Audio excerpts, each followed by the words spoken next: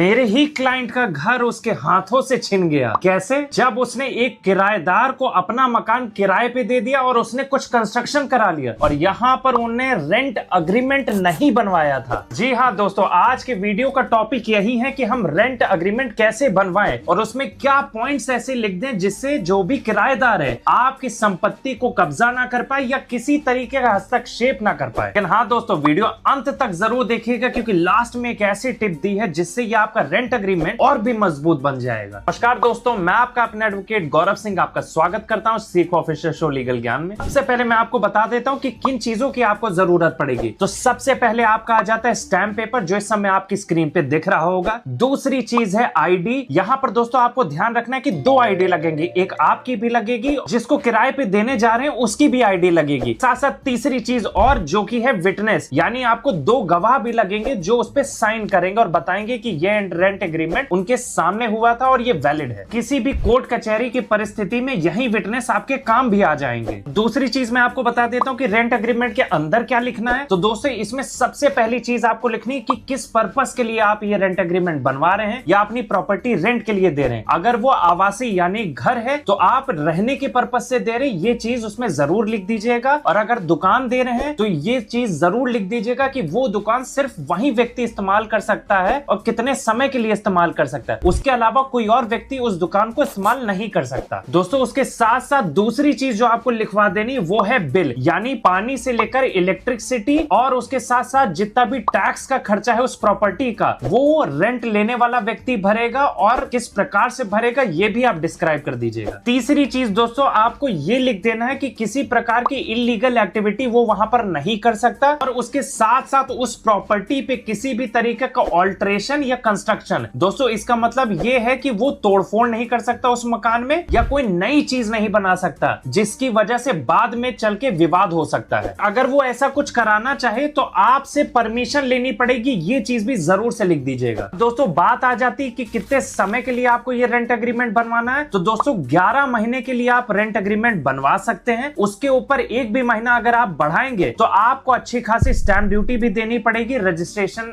Act के तहत। इसी वजह से दोस्तों भारत में ज्यादातर लोग रेंट एग्रीमेंट मात्र 11 महीने का बनवाते हैं। दोस्तों आपकी स्क्रीन पे मैं ये रेंट एग्रीमेंट चला दे रहा हूं सैंपल के तौर पे, आप इसका स्क्रीनशॉट ले सकते हैं और आप अपना रेंट एग्रीमेंट बनाने में इसकी सहायता भी ले सकते हैं। अब दोस्तों वीडियो की सबसे जरूरी टिप मैं आपको दे देता हूं, जो कि है कि आप जब भी अपना रेंट एग्रीमेंट बनवाए वो 100 रुपए से ज्यादा के स्टैंप पे बनवाए। आप 500 रुपए के स्टैंप पे बनवा सकते हैं क्योंकि दोस्तों आजकल 100 और 20 रुपए के स्टैंप बहुत इजीली अवेलेबल हैं। कोर्ट में उनकी उतनी मान्यता नहीं रहेगी